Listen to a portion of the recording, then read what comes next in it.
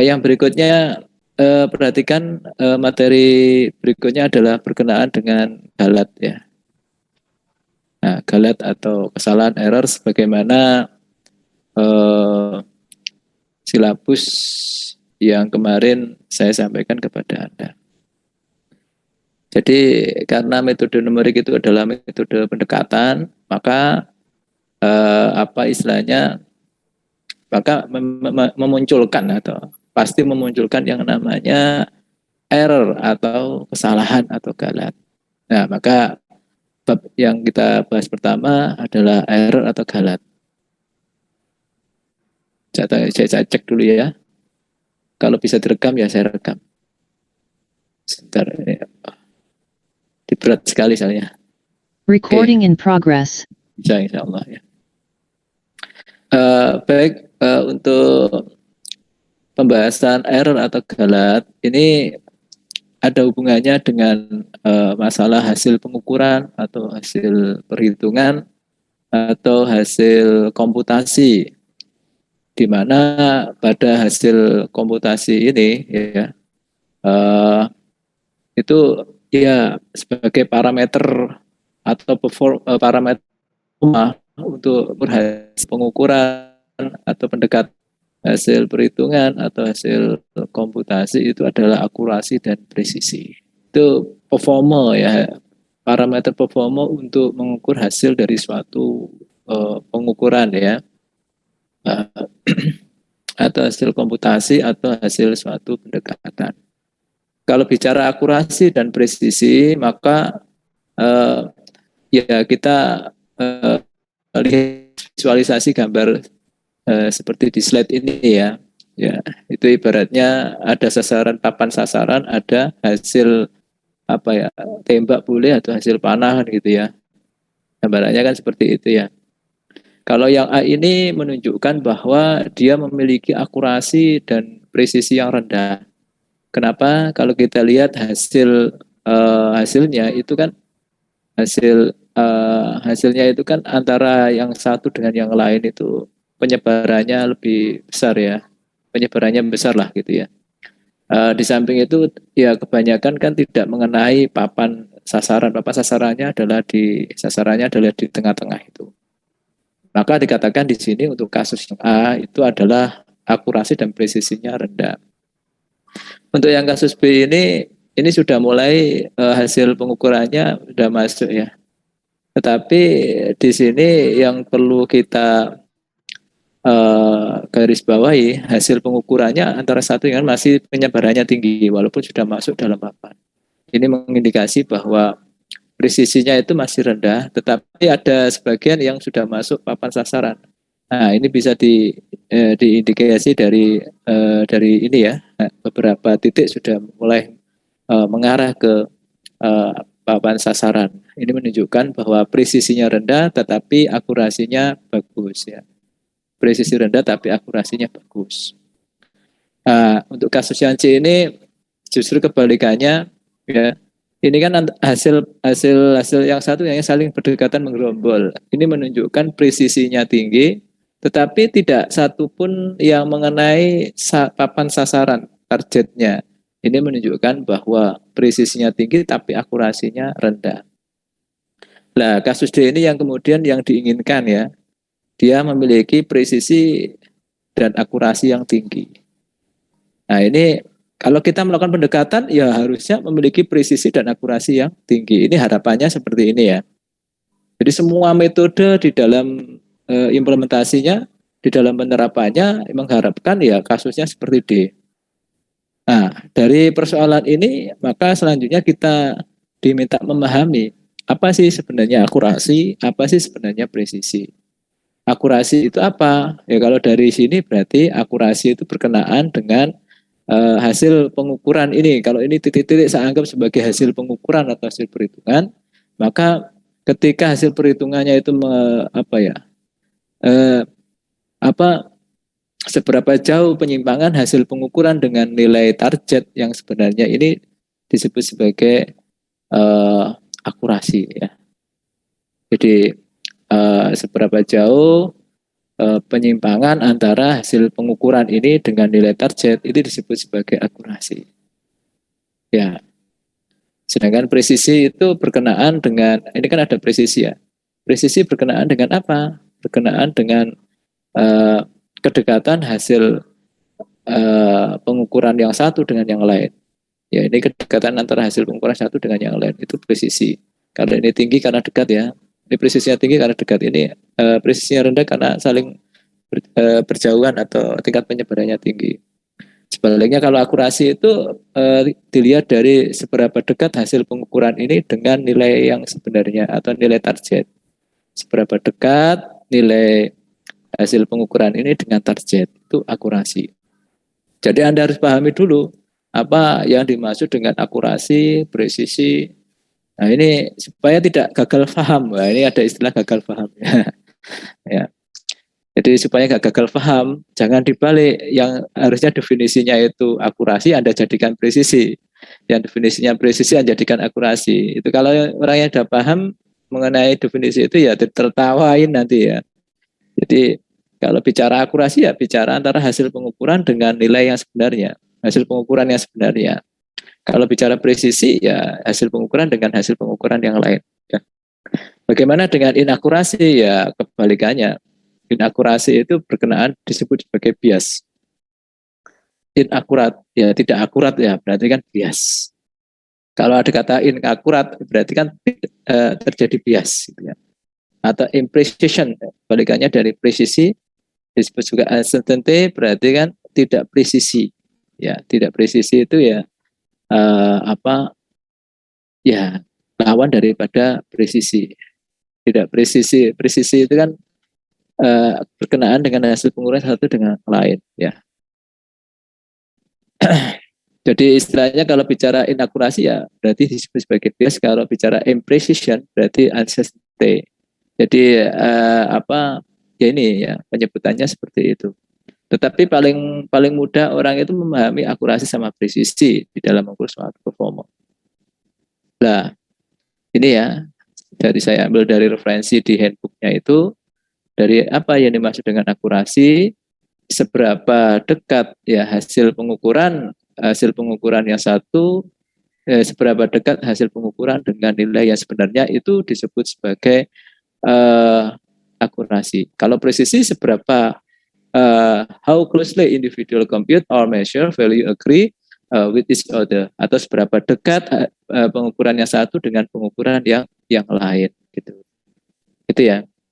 Itu kalau bicara akurasi presisi. Sebentar, sebentar ya. Saya izin dulu.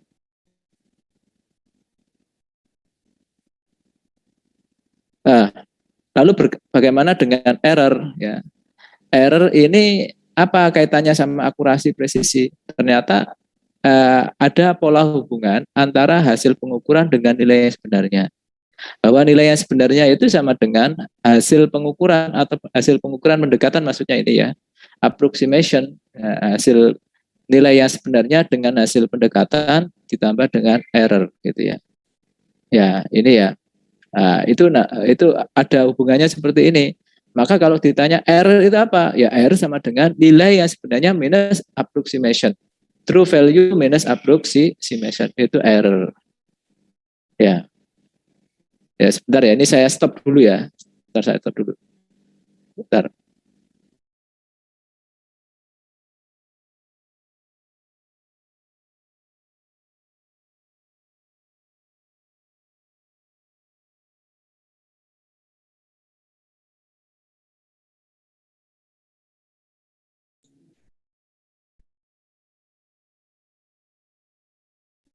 Ini apa? Ngaturnya agak sulit. Ya, banyak eksekusi.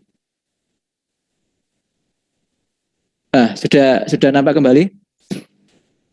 Sudah ya. Oke. True value, jadi ada pola hubungan seperti ini, bahwa nilai sebenarnya ini sebenarnya adalah hasil pendekatan dengan error plus ya. Jadi yang namanya true value ya hasil pendekatan ditambah error namanya true value. Lalu dari sini bisa kita cari apa error itu Error itu gimana? Error itu adalah selisih antara nilai yang sebenarnya dengan nilai pendekatan. Nilai pendekatan itu ya seperti hasil pengukuran tadi. Seperti hasil pengukuran tadi, ya. Itu nilai pendekatan, ya. Cuman ini kan bahasanya setiap setiap titik ya. Kalau tadi kan hasil pengukuran kan banyak ya. Nah, dari sini kemudian muncul istilah ini ya. Jadi perhatikan di sini, error itu semakin kecil kalau nilai pendekatannya mendekati nilai yang sebenarnya kan gitu ya. Teorinya kan gitu ya. Bagaimana supaya R-nya 0?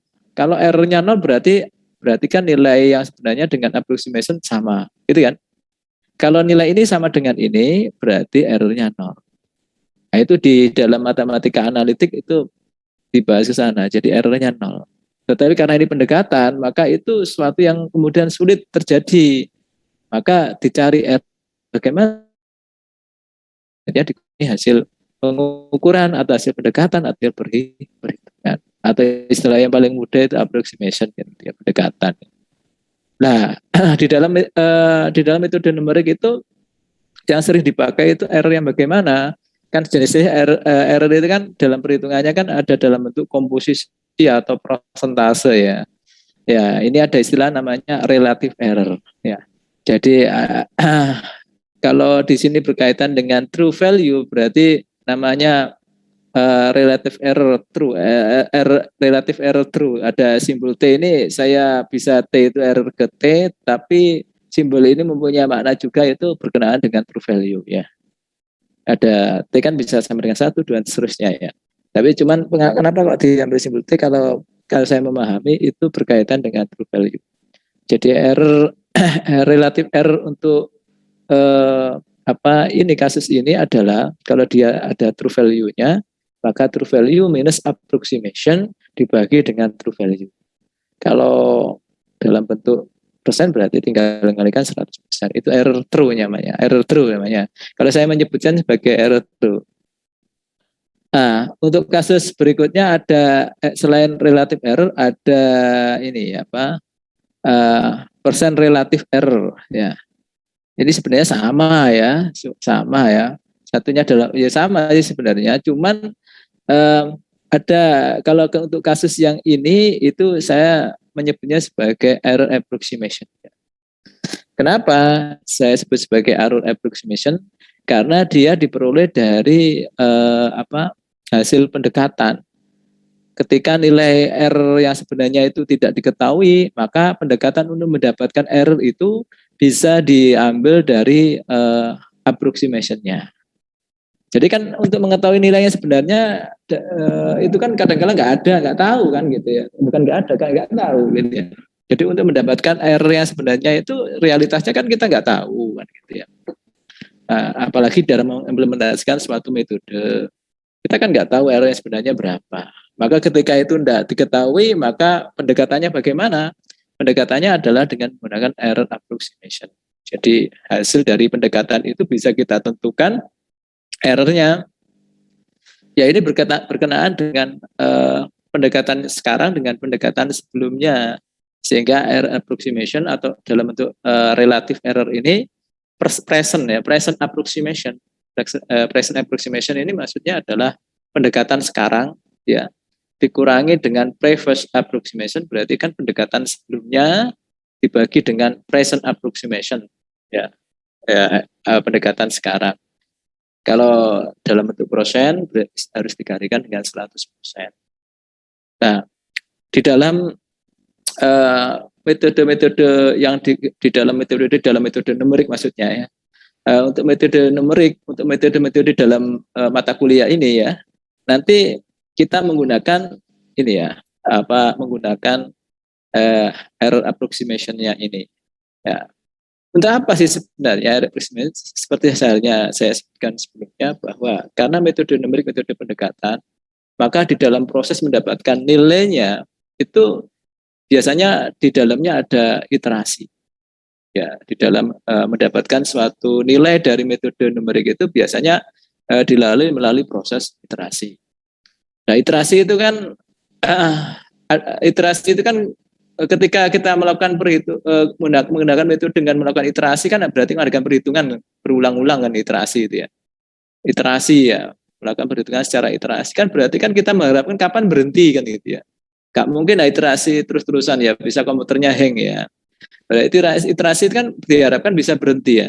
Kapan iterasi itu berhenti? Manakala error approximate yang kita hitung dari nilai hasil perhitungan itu dibandingkan lebih kecil daripada nilai error approximasi hasil dari value atau perhitungan hasil nilai dari suatu metode yang dikeluarkan tadi, yang dihasilkan tadi itu lebih kecil dari error yang kita toleransi. Jadi nanti ada error yang kemudian kita setting di awal sebagai error toleransi untuk sebagai kondisi, sebagai prasyarat yang digunakan sebagai prasyarat kapan iterasi itu berhenti, atau dengan kata lain bahasanya adalah convergent. Itu yang nanti terjadi ketika kita menggunakan metode-metode pendekatan di dalam metode numerik. Sebagai misal di sini ya, ini misalkan ada suatu metode, contoh sederhana ya, ada suatu metode tabel ini ya, di dalam mendapatkan nilai hasil penerapan metode itu dibutuhkan iterasi misalkan. Ini ada iterasi 1, 2, 3 hasilnya, misalkan ada 3 iterasi. Maka misalkan di sini contohnya approximation. Iterasi pertama nilai hasil pendekatannya 50 ya. Iterasi kedua 60, ketiga 65. Maka di dalam setiap iterasi itu harus kita hitung yang namanya relative error-nya. Cuman kalau relative error ini kan nanti nilainya bisa negatif, bisa positif ya. Maka di dalam prakteknya harus diabsolutkan. Maka muncullah istilah absolute relative error. Ini yang harus kita pahami juga ya. Yang kita pakai yang absolut ya, supaya memudahkan di dalam proses pembandingan ya, karena nilainya semuanya positif. Kenapa demikian? Karena error toleransi yang kita izinkan kan positif, bukan negatif. Maka kemudian biasanya di dalam proses perhitungan error approximation pada setiap hasil, pada setiap iterasi itu ditentukan absolutnya, absolute relative error. Contohnya pada iterasi pertama tentu belum bisa menghitung error approximate-nya. Kenapa? Karena nilai previous-nya nggak ada. Present-nya kan 50. Previous sebelumnya kan nggak ada. Maka ini belum bisa menghitung error epsilon A-nya atau error approximate. Saya lebih menyukai menyebut error approximate-nya. Nah, kemudian baru pada iterasi kedua kita bisa menghitung absolute relative error-nya. Caranya gimana? Kita cari present approximation-nya. Present approximation ya pada iterasi berapa itu? Iterasi kedua ini berarti 60. Previous-nya kan 50 ya. Ya berarti 60 kurang 50 dibagi 60. Sebagaimana formula di atas ini. Pada iterasi ketiga juga harus kita hitung error approximate-nya berapa. Berarti 60, present-nya 65, previous-nya 60. Nah, silakan dihitung sendiri ya. Nah, suatu iterasi akan berhenti atau dikatakan convergent. Istilah ini, istilah ilmiahnya itu convergent ya. Iterasi itu berhenti karena terjadi convergent apabila nilai absolute relative error ini lebih kecil daripada error yang kita toleransi atau error yang kita inputkan sebagai batas yang kita izinkan atau error toleransi. Jika syarat ini terpenuhi, maka baru dikatakan iterasi berhenti. Iterasi untuk mendapatkan nilai dengan menggunakan metode numerik itu berhenti. Lawan dari convergent, kalau itu nggak berhenti berarti divergent. Kalau divergent sebaiknya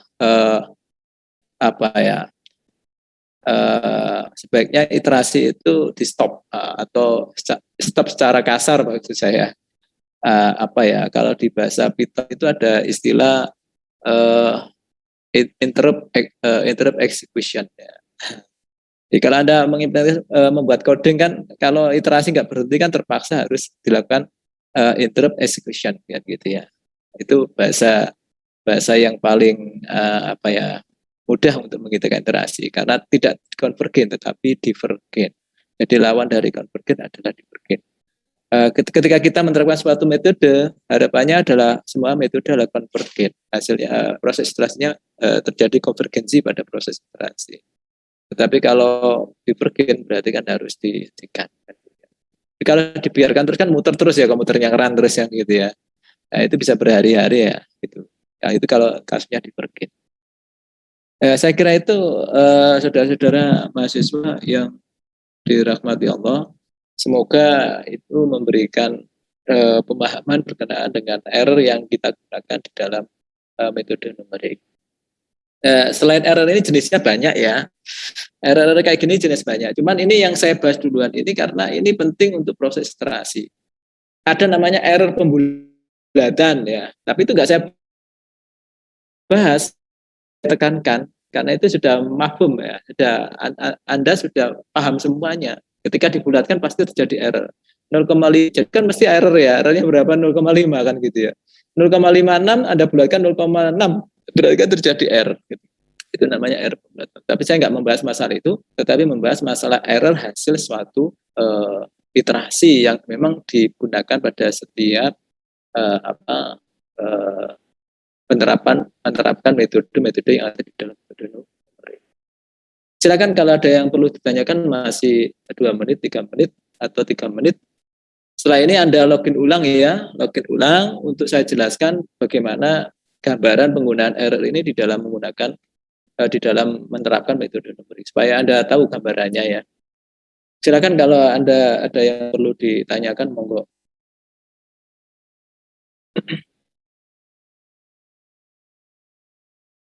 Silakan monggo, sebelum kita login ulang masih ada waktu sekitar 5 menit lagi untuk login ulang. Saya kasih kesempatan untuk waktu, karena kalau saya harus menjelaskan materi selanjutnya nanggung ya, mendingan kita login ulang ya supaya tidak putus ke penjelasan saya di tengah perjalanan. Itu.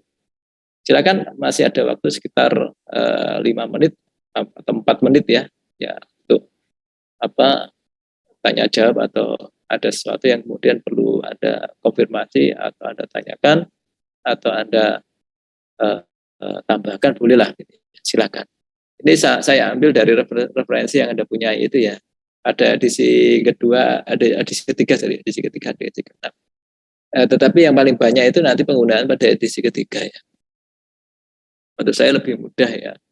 Bukan berarti yang lain enggak, yang satunya enggak mudah, enggak. Cuman lebih simpel kayaknya gitu ya.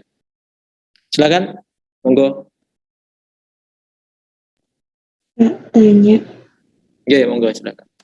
Jadi iterasi itu apakah kalau kemarin saya iterasi itu apakah sama kayak looping gitu? Ya. Jadi iterasi itu hampir sama dengan looping ya.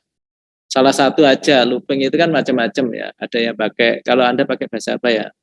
Kalau Anda pakai bahasa Java, nggak tahu ada istilah while do atau gimana, while, ada istilah repeat kalau dalam bahasa Pascal, atau looping itu kan macam-macam. Atau pakai for ya, paling mudah pakai for. For itu kan berhenti pada batas tertentu yang sudah ditentukan batasnya ya. Misalkan for 1 sampai 10, berarti pada point 10 kan berhenti ya. Tetapi kebanyakan di metode numerik itu tidak menggunakan looping for, tetapi kebanyakan menggunakan while atau repeat. While, ada while bla bla bla, until ya, while bla bla bla. Jadi jika syarat itu terpenuhi maka iterasi atau itu berhenti loopingnya ya. Atau pakai repeat, jika ini tercapai maka iterasi berhenti, looping berhenti. Ya hampir mirip ya, kayak gitu. Setiap looping itu kan memberikan nilai ya. Nah, nilai itu yang kemudian, cuman bedanya kan di sini kan setiap metode itu ada iterasi, jadi setiap iterasi itu ada nilainya. Nah, nilainya itulah yang kemudian kita tentukan nilai errornya untuk menentukan seberapa, apakah dia sudah, apakah iterasinya berhenti atau tidak, atau dengan kata lain apakah dia sudah convergent atau belum. Ya hampir mirip, Pak. Yang lain monggo. Baik, Pak. Terima kasih. Oke. Masih ada 1 menit kurang lebih. Nanti login ulang ya. Untuk pertemuan-pertemuan beberapa ini saya minta pakai Zoom dulu ya, karena ini untuk menyampaikan materi supaya di awal-awal ini memang butuh maklumat lah bahasa bahasa ini ya, informasi atau maklumat yang harus kita ambil dulu ya sebelum Anda exercise atau Anda mengerjakan proyek atau tugas ya. Itu yang penting. Karena tanpa informasi kan Anda, tanpa maklumat atau informasi, maka ya untuk berikutnya kan tidak bisa menyelesaikan proyeknya. Ya bisa sih Anda tak minta baca gitu ya, tapi kan ya sebagai ya kadang-kala ada beberapa hal yang perlu saya jelaskan. Monggo kalau nggak ada siap-siap login, tapi masih 1 menit lagi, monggo silakan kalau ada yang mau bertanya. Jadi untuk materi berikutnya setelah nanti Anda login lagi itu mau saya jelaskan mulai dari metode akar dari di silabusnya itu kan setelah error kan ada materi berikutnya yaitu akar dari suatu fungsi ya. Mohon dibuka kembali ya, akar dari suatu fungsi. Nah itu nanti berikutnya kita jelaskan itu satu metode bagaimana mencari akar dari suatu fungsi dengan menerapkan error di dalamnya ini, error approximation. Sehingga Anda akan paham posisi error approximation itu di mana. Jadi apakah seperti looping? Ya nanti coba dilihat ya mekanismenya ya. Silakan, kurang lebih 1 menit lagi kita sudah harus login ulang.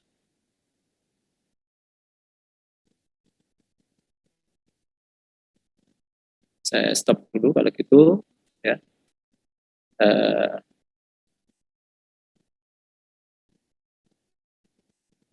Recording stopped. Ya, cukup ya untuk recordingnya. Silakan nanti login ulang ya. Mudah-mudahan di awal ya dimudahkan ya untuk datanya ya. Supaya saya nggak tahu, mudah-mudahan ya dimudahkan rezekinya sehingga datanya bisa ini ya apa full terus ya untuk kuliah, untuk menuntut ilmu ini ya. Ya ini Pak, alhamdulillah pandeminya sudah mulai menurun, cuman kita harus tetap waspada karena pandemi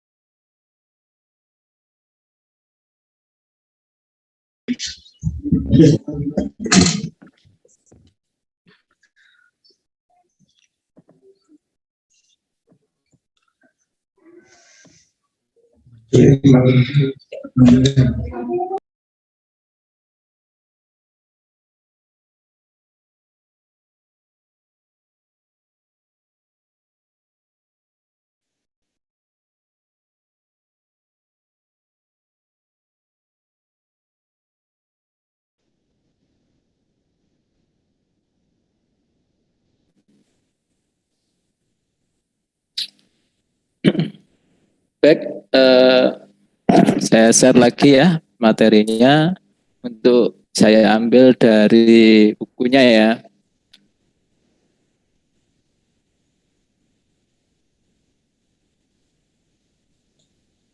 Mudah-mudahan sudah bisa kelihatan.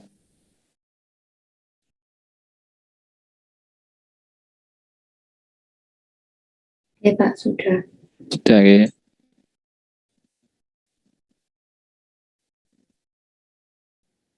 Sebentar, ini komputer saya agak berat.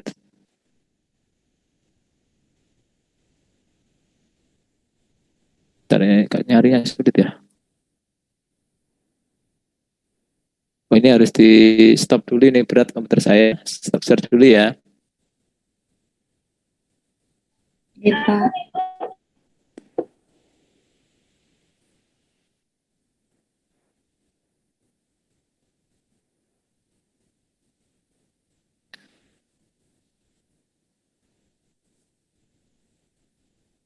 Sudah kelihatan ya kontennya?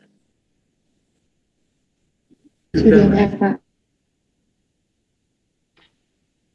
Sebentar, ini saya buat 100% ya, 125 ya, nanti nggak kelihatan ya Pak. Ini konten-konten yang bisa Anda lihat di bukunya itu banyak sekali ya, cuman kan nggak dibahas semuanya ya, dibahas yang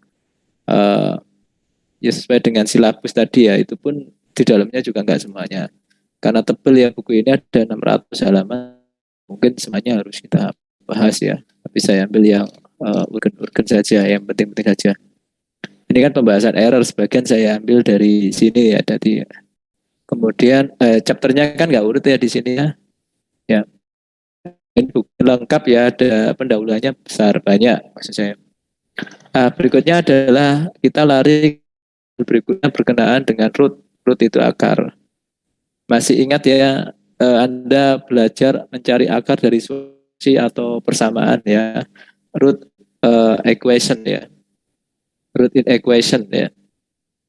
Jadi akar persamaan ya.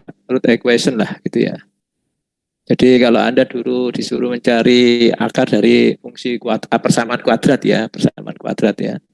Berarti kan Anda bisa pakai rumus ABC itu ya, sehingga ketemu X1 sampai lupa rumusnya kan gitu ya. Atau dalam menemukan akar itu bisa Anda gunakan faktorisasi. Tetapi kan banyak kendala ya, ternyata metode-metode itu tidak mampu untuk mencari akar untuk yang fungsi-fungsi tertentu yang itu tidak bisa difaktorisasi atau menggunakan rumus ABC tadi itu. Maka ketika metode analitik tidak mampu mendapatkan akar tadi, itu ya kita harus menggunakan benar. Lalu apa sih gunanya akar itu sebenarnya? Ya titik itu mengalami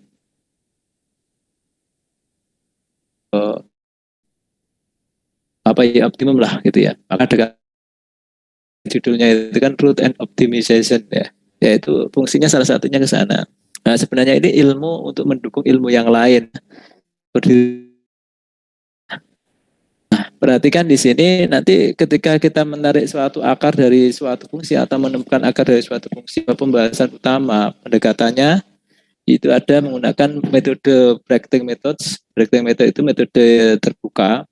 Ada yang menggunakan metode open method, balik ya. Brachting method itu metode, ada juga metode terbuka, open methods ya. Untuk metode tertutup ini yang kita bahas cuma banyak-banyak, yaitu pertama bisection, yang kedua adalah fold position.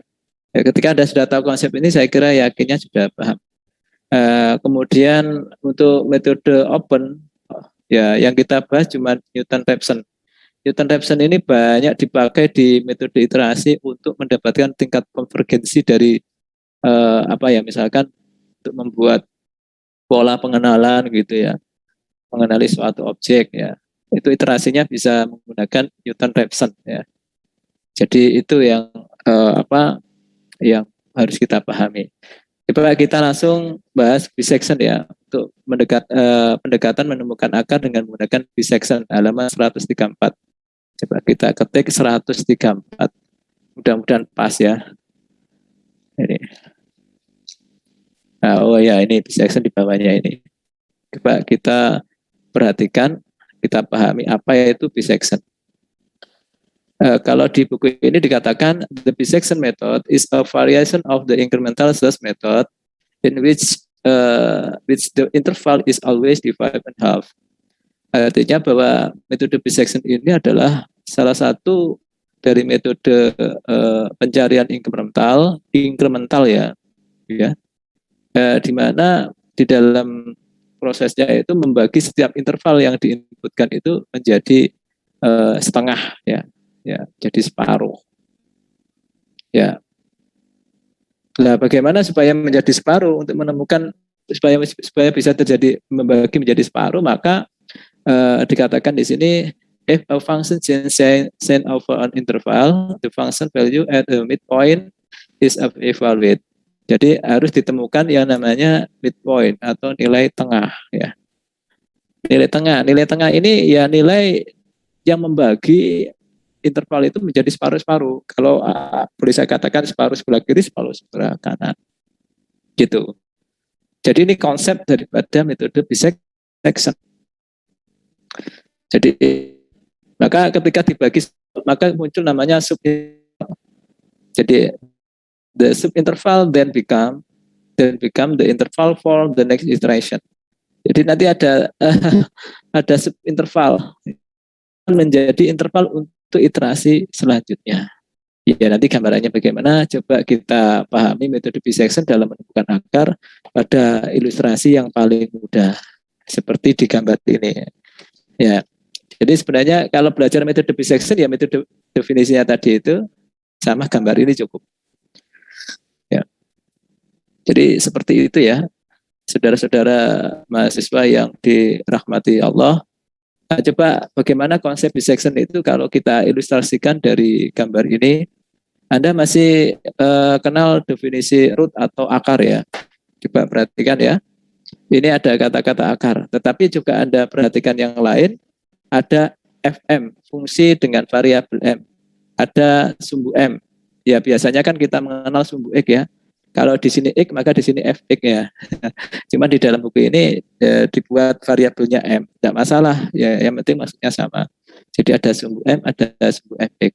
Ini ada fungsi ya. Ada fungsi yang kita ingin mencari akar daripada fungsi ini.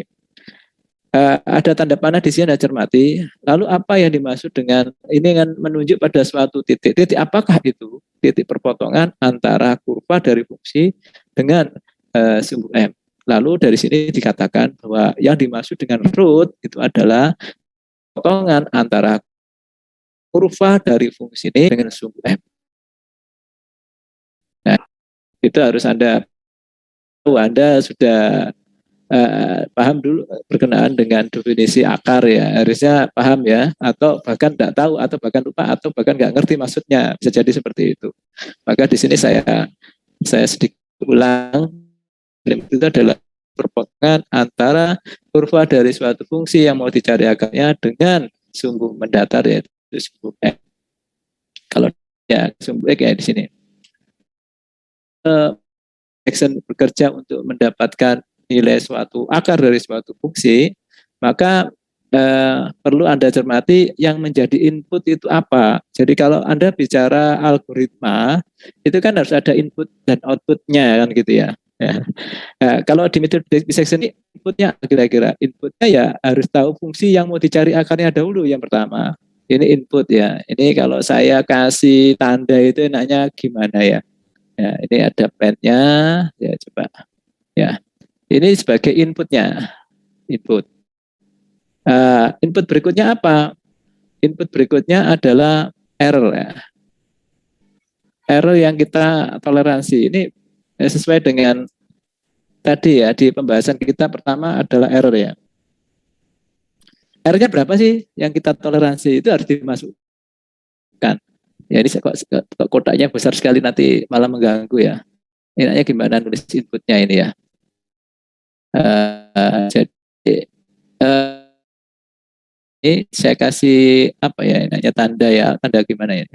Ini inputnya error, input berikutnya adalah ini, atau saya kasih tanda apa ya, lingkaran gitu aja. Input pertama ya, input kedua ini ya, input ketiga adalah interval.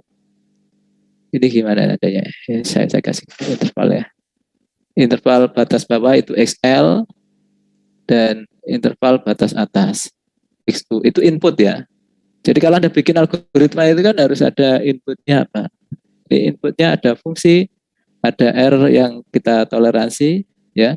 Toleransi error maksudnya yang kita izinkan nanti ketika iterasi itu berhenti. Kemudian ada untuk metode bisection ya, batas bawah interval dari akar, kira-kira akar itu di mana ya. Ini masih kira-kira ya, XL, XP itu input ya. Ini menginputkan interval yang diperkirakan akarnya berada pada interval XL sama XP ini. Jadi inputnya ada berapa? 1, 2, 3 ya. 3 itu batas intervalnya. Nah, langkah pertama inputnya itu. Langkah pertama apa? Sebelum lari ke proses iterasi ya, untuk metode bisection, Anda harus memeriksa, harus memasukkan ini dulu. Ini dimasukkan XL ini Anda masukkan ke FM. Jadinya apa ini? Jadinya FXL.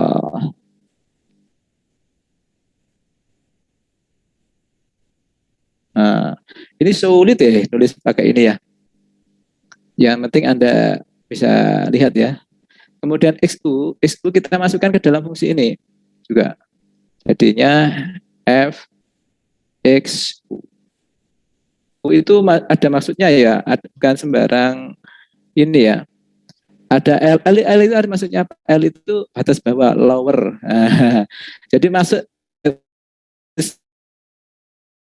ini ada maksudnya, L itu lower. Itu upper, berarti kan batas atas. Bukan dulu nih. Langkah pertama periksa apakah ini berada pada interval ini. Periksa apakah kita ini. Masukkan Excel ke dalam fungsi ini, masukkan X ke dalam fungsi FM. Jadi hasilnya seperti ini. Kemudian kita kalikan saudara. Setelah dikalikan diperiksa apakah dia lebih kecil 0.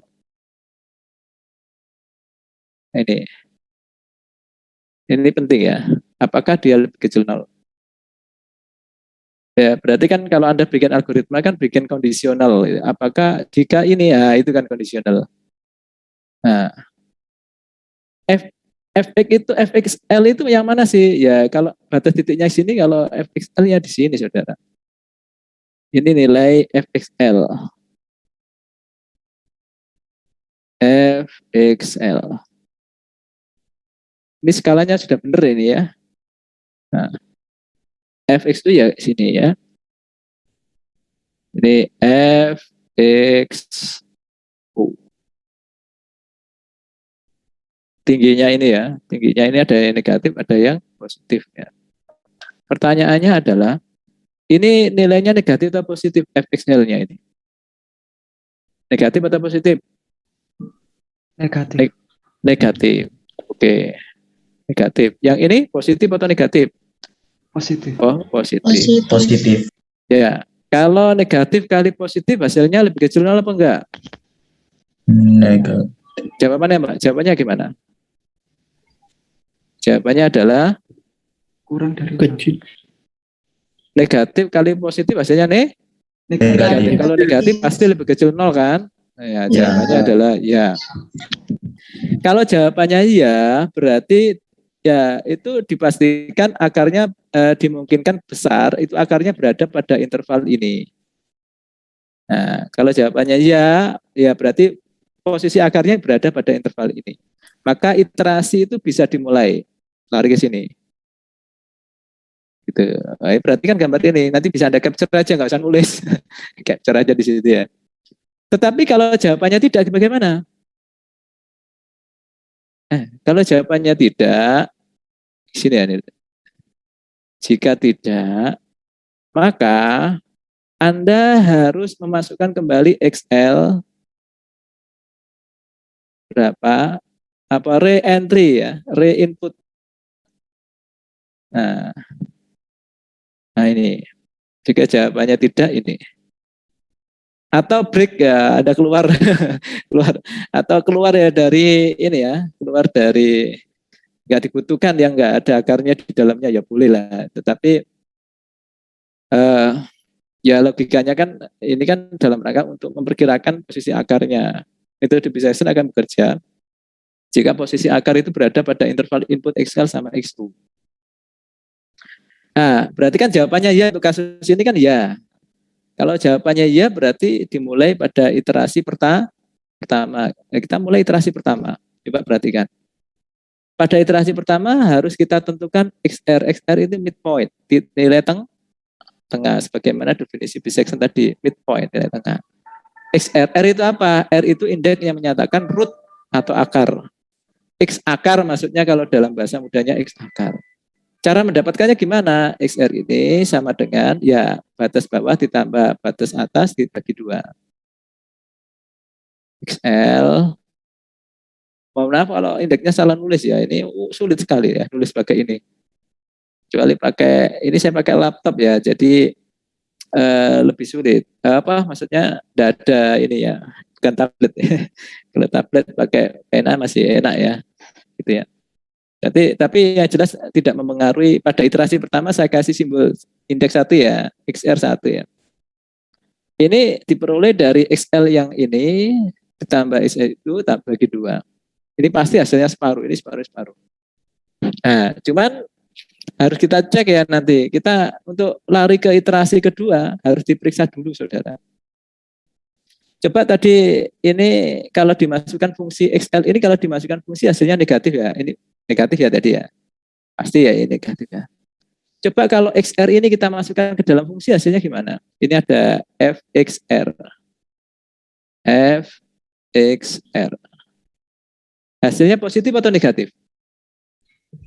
Negatif. Negatif. Nah, ketika hasilnya negatif, kalau dimasukkan ke sini hasilnya apa?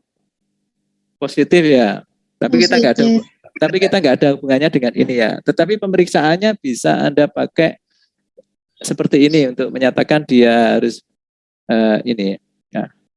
Jadi kalau Anda ada tanda-tanda di sini negatif, nah, kalau di sini negatif, maka selanjutnya ya pada posisi iterasi ketiga itu XL sama dengan XR. XR1 ya. Jadi kalau di sini tandanya negatif, maka untuk iterasi kedua XL sama dengan XR ini. Ini dari sini ya. Berarti kan bergeser ke sini XL-nya. Oke, paham ya? Jadi yang semula di sini bergeser ke sini. Itu pada iterasi yang kedua. Nah, sama seperti pada iterasi pertama, maka pada iterasi kedua dicari XR ini nilai tengah XR2 dengan cara yang sama. Tapi batasnya yang pada iterasi kedua ya, XL tambah XU bagi 2. Dengan cara yang sama, Anda cari nilai XL, Anda masukkan fungsinya. Ini hasilnya negatif atau positif kira-kira? Tadi negatif ya ini ya. Ini XL Anda masukkan ke sini kan sama dengan FXR sebelumnya kan. Ini negatif kan ini ya. Negatif nih. Ini kan Anda tarik ke atas ya. Ini kan hasilnya masih di bawah suhu X ya, negatif. Kalau XR ini Anda masukkan ke atas gimana? Kalau XR ini Anda masukkan ke atas, sini masih di sini ya. Positif atau negatif? Positif ya. Kalau Anda masukkan ke sini hasilnya positif ya. Nah, seperti ini saudara. Saya tandai aja. Karena di sini ada negatif atau positif. Kalau negatif, maka posisi XR menggantikan XR. Tetapi kalau hasilnya negatif positif seperti ini, maka posisi bukan XL yang menggantikan XR, tapi posisi XU itu sama dengan XR2. Ya, ini berarti kan menggeser ke sini loh. Nah, posisinya seperti ini. Jadi kalau negatif positif, maka posisi XU sama dengan XR. Sebelumnya maksudnya. Terus Anda cari XR3, iterasi 3. Oh maaf, ini tadi pada iterasi pertama kan belum bisa dihitung error approximate-nya ya. Ingat ya, tadi kan di pembahasan error kan ada error approximate. Maka diabsolutkan ya, jangan lupa diabsolutkan ya. Iterasi pertama masih kosong. Iterasi kedua baru bisa ngitung ya. Iterasi kedua sama dengan error approximate-nya. Pada setiap iterasi harus dihitung ya, kecuali pada iterasi pertama nggak bisa. Berarti kan present approximate-nya itu sama dengan XR. XR2 dikurangi dengan previous approximation-nya XR1 dibagi dengan XR2. Ini dalam bentuk desimal. Ya, ini EA1 ya. Untuk iterasi ketiga kan tadi sudah dihitung XR-nya. Ini juga bisa dihitung nilai ininya nilai error absolute errornya bisa dihitung. Untuk yang ini berarti berapa ini? XR presentnya berapa? XR3 dikurangi, ya maaf ini saya berusaha menulis XR2 secukup-cukupnya ya, dibagi XR3. 3 itu menunjukkan indeks iterasi ya saudara. Nah ini. Jangan lupa setiap ini dibandingkan, saya bandingkan ya. Apakah error ini iterasi pertama pada iterasi kedua ya, error iterasi pertama ini saya kasih indeks 1 ya, itu lebih kecil E-nya kan kita masukkan ini ya. Iterasi pertama kan kosong, nggak iso ya, karena nggak ada preface-nya ya. Apakah lebih kecil E? Jawabannya jika ya, jika tidak dulu ya. Tidak berarti mengingkari ya. Jika tidak, lanjutkan iterasi ketiga. Jika ya, berarti berhenti. Contohnya untuk kasus ini tidak, berarti lanjutkan iterasi ketiga. Hitung error approximate, hitung SR-nya ya, hitung errornya, dicek lagi di sini. Apakah error approximate yang ini kan 2 ya, ini ya 1, 2 gitu aja. Tinaknya gimana ini? Ya 3 ini ya. Ini lebih kecil dari errornya. Kalau tidak berarti lanjut ke iterasi 4. Nah, ini saya lupa tadi harus nuliskan ini dulu. Nah, baru pada iterasi keempat ini kita cek. Kita cek setelah menghitung, setelah iterasi lanjut ke iterasi yang keempat kita cek. Ini kan XU sama dengan XR ya. Ini kalau kita tarik ke atas kan hasilnya positif ya. Positif. Ini ya. Kemudian XR berikutnya ini positif atau negatif ini? Wah, ini kecil sekali nih. Sepertinya negatif ya ini ya. Kecil nggak kelihatan di sini ya. Berarti sepertinya negatif. Nah, kalau positif negatif ini, kok negatif atau positif itu? Saya ini nggak kelihatan ini. XR di sini kalau negatif yang bergeser XL-nya ya. Kalau di sini ini positif. Saya coba perhatikan ya, ini masih positif atau negatif ini? Wah, ini nggak kelihatan ya. Positif. So positif ya. Masa positif? Iya benar ya. Ini saya gambarnya ya. SR di sini positif, rootnya kalau negatif positif berarti yang bergeser apanya? Kalau hasilnya itu negatif-negatif yang bergeser XL-nya. Kalau pada iterasi keempat ini yang bergeser adalah yang bergeser XL atau XU-nya itu? SR. Tuh, yang bergeser XL atau XU-nya? XR. Bener aja, yang bener aja itu. Masa bukunya yang salah ini? Kan harusnya kalau negatif-negatif itu berarti XL yang menggantikan XR.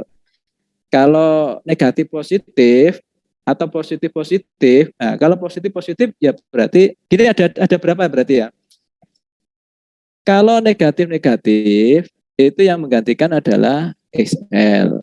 Kalau negatif positif ya itu tergantung ya negatif positif. Tadi kasusnya yang iterasi berapa ya negatif positif? Ini ya, ini kan negatif, ini kan positif. Yang menggantikan yang mana? Ya berarti XL-nya bergeser kan gitu ya. Ini kan apa? Yang paling dekat root kan yang paling dekat dengan root kan yang paling jauh yang dia akan harus bergeser maksudnya gitu. Yang paling jauh. Nah, untuk kasus yang ini coba perhatikan. Ini kan ada dua ini ya. Nah, di sini kan ini nggak ada posisinya nggak kelihatan ya ini ya. Apakah dia positif atau dia negatif? Nah, ini nggak kelihatan saya ini. Kalau dia positif, ini gimana ini? Negatif kayaknya ya. Wah ini subjektif ini ya. Negatif dikit. Negatif. Kalau negatif positif berarti kalau yang bergesernya XU menggantikan XR berarti kan posisinya ke sini ya. Ya. Ya, berarti kan XU-nya bergeser ke sini ya. Benar ya? Ya. Kan kalau di sini negatif positif, ini negatifnya kan kecil. Di sini kan negatifnya kecil. XR-nya kan negatif, kecil. Oh, sorry. Maaf. Saya khilaf. Sebentar tak hapus dulu. Ini gimana cara ngapusnya ya? Ini salah, ada yang salah. Yang kita pilih tadi apa? Mohon maaf. Harus salah satu pengukuran. Waduh, saya salah lagi ya. Tadi kan yang kita jadikan patokan XL sama XR ya. Di awal ya. Maka yang kita jadikan ukuran ya XL sama XR bukan XU. Kalau negatif-negatif, maka yang menggantikan adalah XL. Gitu ya. Kalau di sini XL kan negatif, XR-nya positif. Berarti yang menggantikan adalah XU. Nah, mohon maaf, bukan XU yang dicek di sini. Tetapi XL, Mas Allah. Saya salah ini ya. Ya, oke. Sebentar, saya cari penanya lagi ya. Angel ya penanya ya. Oh, baru responnya lambat. Mohon maaf yang dicek itu XL sama XR ya, bukan XU. XU itu hanya ngikuti ketika kondisinya negatif positif gitu ya. Mohon maaf tadi salah. Ini kan kalau XR-nya kita masukkan kan jadi negatif ya. Nah, XL-nya gimana? Yang kita jadikan acuan XL sama XR saja. Jangan kalau XU XL menggeser itu persoalan lain. Tapi untuk ngecek apakah yang bergeser yang mana itu pakai XL sama XR. Salah satu ya. Nah, coba XL-nya kalau kita masukkan kan hasilnya negatif juga. Nah, ini kita masukkan, ini kan masih negatif. Jadi kita masukkan masih negatif. Kalau negatif-negatif, maka yang bergeser adalah XL. Maaf tadi salah ya saya. Salah maksudnya. Nah, berarti begini, geser ke sini ya. Nah, Anda harus hitung juga ini XR berapa ini ya berarti. XR present berarti 4 ini ya. 4 dikurangi dengan XR3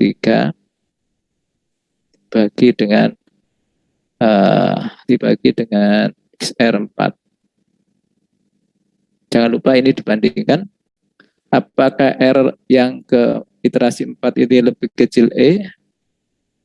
Oh, ternyata misalkan ya. Kalau ya berarti berhenti kan iterasi. Iter berhenti. Atau stop, atau berhenti ya. End atau stop ya, terserah lah. Tapi stop itu biasanya saat ya dalam istilah bahasa Inggrisnya.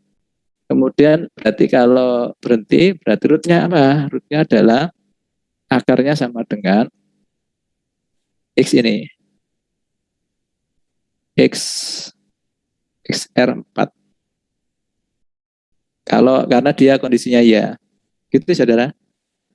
Mohon bisa dimaklumi ya, papannya ini, papannya ya sebenarnya ini kalau papan realistis ya cukup ya ini. Ini papan virtual ya. Saya kira itu ya untuk pembahasan bisection. Ada yang perlu ditanyakan, monggo. Silakan. Nah, jadi Anda harus memahami posisi penggunaan error absolut. Nah, ini harus diabsolutkan ya. Mohon maaf ini kurang lagi nih. Ya namanya papan ya, nulis gitu kadang ada yang kurang. Ini absolut ya, ini absolut. Ini bukan pangkat tapi indeks ya. Ya, itu. Silakan kalau ada yang perlu tanyakan, monggo.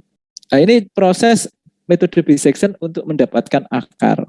Jadi pentingnya relative error untuk memberhentikan atau untuk mengetahui posisi di mana dia harus berhenti untuk mendapatkan nilai yang kita inginkan. Itu di sini ya, gambarannya seperti ini ya, saudara-saudara mahasiswa. Jadi harus kita pahami ya. Jadi tadi kalau banyak pertanyaan ya, ini errornya bagaimana? Apakah seperti looping atau bagaimana untuk mendapatkan error tadi? Iterasi itu seperti apa? Seperti looping? Ya, seperti looping. Tetapi dia ada kondisi kapan dia harus berhenti. Nah, berhentinya ini jika memenuhi syarat error approximate-nya lebih kecil daripada error yang kita toleransi. Lalu hasil akhirnya bagaimana? Hasil akhirnya adalah hasil pada iterasi yang terakhir tersebut. Ketika kondisinya jawabannya adalah ya berarti kan memenuhi, berarti berhenti. Silakan kalau ada yang perlu ditanyakan, monggo. Silakan di capture dulu ini papannya ya. Di capture ya.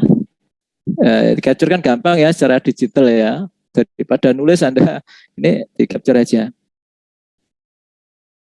Ya. Ada yang perlu ditanyakan? Insya Allah untuk minggu depan kita praktek dengan Excel ya, supaya Anda tahu gambarannya. Nah, dari sini sudah Anda bisa mulai buat tugasnya, saudara. Tugas Anda adalah membuat algoritma untuk mendapatkan akar dengan menggunakan metode bisection. Kelompok ya, silakan sudah mulai bisa didiskusikan kan gitu ya. Sudah mulai bisa didiskusikan bagaimana membuat algoritma. Kan sudah saya jelaskan langkah-langkahnya tadi ya, mulai dari input sampai hasil outputnya kan gitu ya. Jadi Anda punya gambaran bagaimana membuat algoritma yang baik sehingga ketemu untuk metode bisection ini dalam mendapatkan akar. Nah, ini aplikasi ilmu algoritma dan programming Anda itu ketahuan di sini apakah dulu Anda menguasai atau tidak. Justru penerapan yang benar itu di sini. Penerapan yang sesungguhnya Anda harus bikin algoritma dengan tepat itu di sini. Jadi ini sangat membantu sekali ketika Anda untuk persiapan nanti di akhir kuliah ya, semester atas itu, pada saat Anda mengambil skripsi ya, itu penting. Silakan kalau ada yang bertanyakan, monggo. Cukup?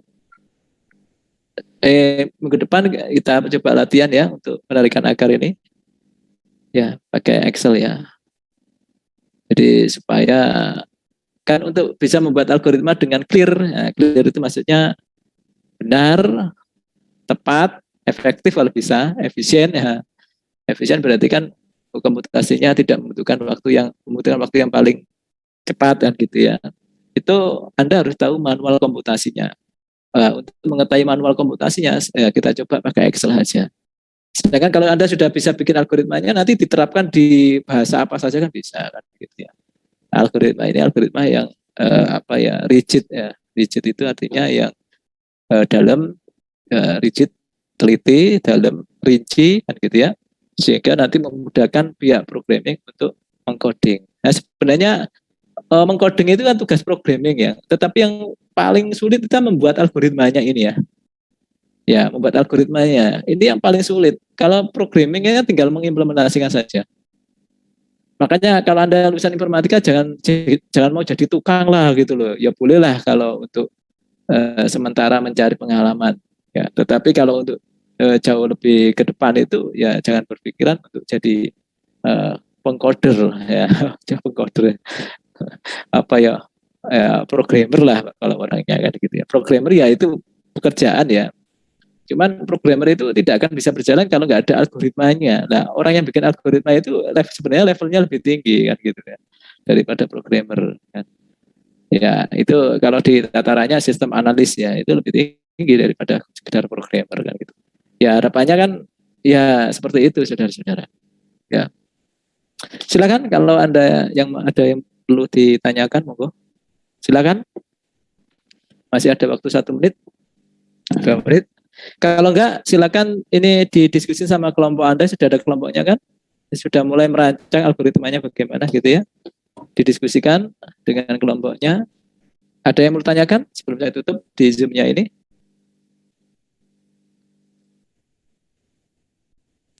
Itu ada di kolom chat kayaknya, Pak. Ya, izin bertanya Pak, bagaimana cara menemukan nilai error dan mengetahui kalau absolute error absolutely kurang dari nilai error tersebut? Ya dari hitungnya itu. Ya ini kan setiap langkah dihitung ya. Ini kan ada nilainya. Nah, setiap langkah kan dihitung ya. Ada nilainya masing-masing ini nanti dibandingkan dengan error. Errornya ini kita tentukan nilainya. Errornya kita buat berapa. Kalau yang itu butuh ketelitian tinggi berarti errornya harus sekecil mungkin. Nah gitu. Nah itu subjektif berdasarkan kebutuhan orang yang menggunakan. Kalau tingkat ketelitiannya tinggi harus errornya kita masukkan kecil sehingga kapan berhenti kan bisa kita bandingkan tadi gitu. Kalau kasus yang risikonya tinggi berarti errornya harus tinggi ya. Medicine misalnya teknik dalam bidang kesehatan harus tinggi, harus kecil mungkin errornya yang kita masukkan. Karena risikonya besar. Kemudian dalam bidang engineering itu juga relatif kecil.